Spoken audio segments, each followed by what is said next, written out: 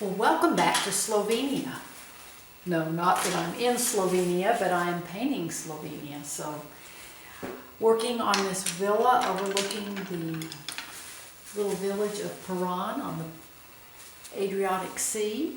And I just wanted to start, I'm going to be working then on this grapevine that is cascading over the railing.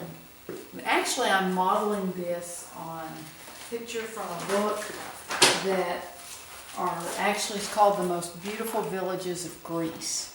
And this is my, I want that to fall into my painting. But this is what I'm modeling this on. I just love the way that grapevine just cascaded over the railing, and so that's what I'm doing here. So that's my reference material. I'm using mixtures from the vineyards in the lower right portion of the painting. I saved my mixtures, and now I just start putting some color up here. All of these mixes are ultramarine blue plus lemon yellow, and then I've got some mixes of my ultramarine blue plus lemon yellow plus a little bit of phthalo blue just to give some coolness. And this vine just cascades over the railing. It'll be catching the sunlight. Some of it will be in shadow, but anyhow, I can use my square, this is called a bright brush. It's got a square head, or the bristles are cut square, I guess is how you'd say. And I can use the corner of the brush to make my smaller strokes to show the leaves on this grapevine. I just let this, I love these grapevines because they just grow this way and that. It's really fun to paint. Now, I've painted everything back behind them, so now I can just let the vine go over everything in the background. But here's some cooler mixtures of my phthalo blue plus a little bit of the cadmium yellow medium and the cadmium, and then the lemon yellow. I just use several different colors in here to give variety within these nice big leaves. Now I'll come back in and paint my railing over some of those. Some of these are coming in front of the railing, so I won't be putting the railing in front of those. And I didn't get enough paint mixed up here. This will be I think I can squeeze this out. My lemon yellow, this tube is getting a little older and that paint's getting a little thicker. Just have to squeeze it a little bit harder. So here's my lighter mixture. This is lemon yellow plus a little bit of my ultramarine blue. So here we go. And I want these leaves to be very textured. I want you to, if somebody was blind, I want you to be able to just feel those leaves.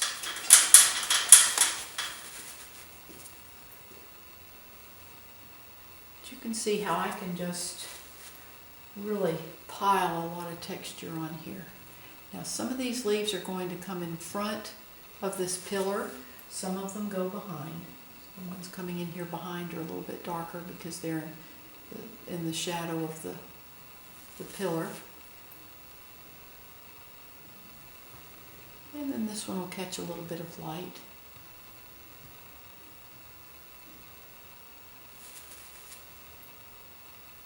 And you can just see how it's fun to make all these different little shapes. Now, some of this vine then cascades over this rock railing. And it's going to just drape down the side of the wall here.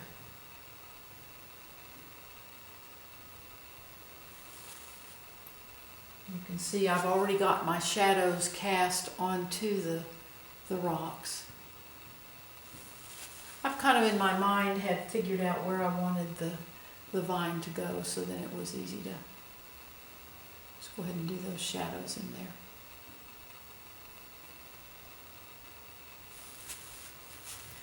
But again, some of these pop up into the light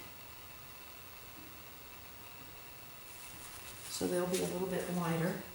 I'm going to add a little white into that mixture of my lemon yellow plus ultramarine blue to even get a little lighter shade. And I use a lot of tissue. Secret to clean color on your canvas is a clean brush. So I wipe out my brush quite a bit. But you can see how I can come back in with that lighter color, and I just kind of lay that color on top of the darker color underneath. And that way I don't pick up that dark.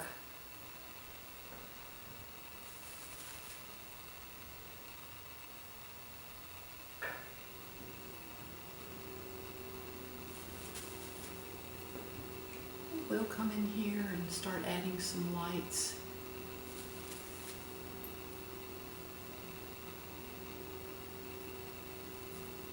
And these coming in front of the railing are going to be in light. And there's even some that then pop out here and kind of pop in front of this wall a little bit.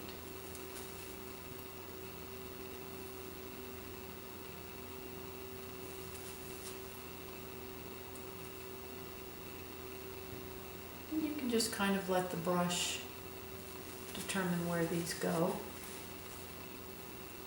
Again, I bring more down in here. This is phthalo blue plus a little bit of cadmium orange. Again, you want variety in the color of your leaves. I'm not going to do the complete vine, but I just want to show you how I do this. It takes too long.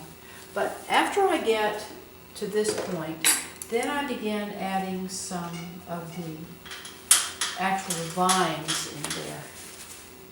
And some of them, they're kind of, I let them go up and catch the sunlight. So I'm actually using even a little white on this. This is called a fine liner brush, and it's really good for making little fine lines. This brush is actually almost as old as I am. Jack used this in college.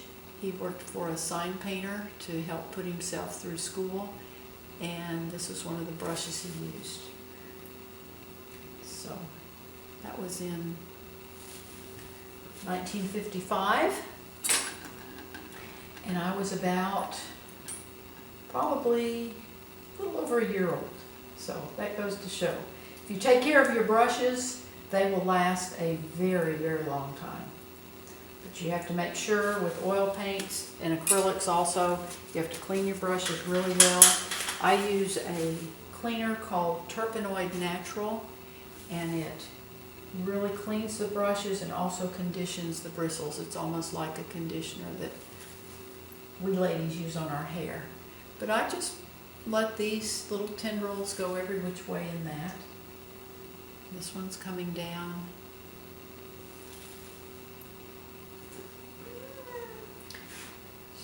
Let my vines kind of come down. This one will be darker because it's in front of that lighter wall.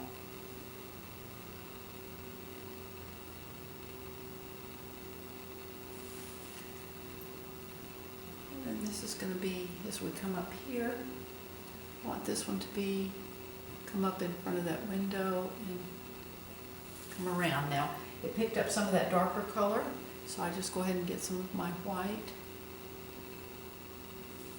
and bring that up there.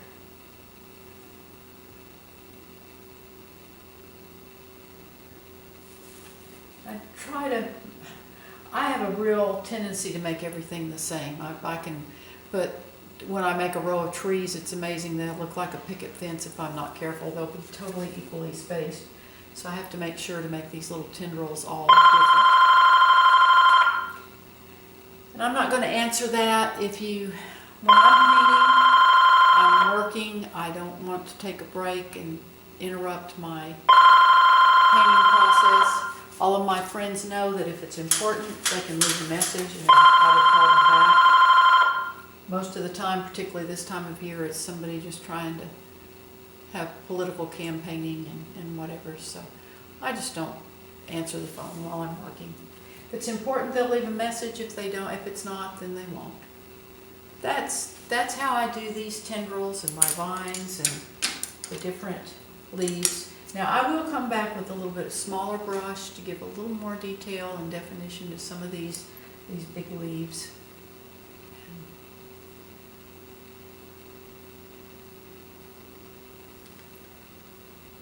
You can see how this is beginning to look like that vine.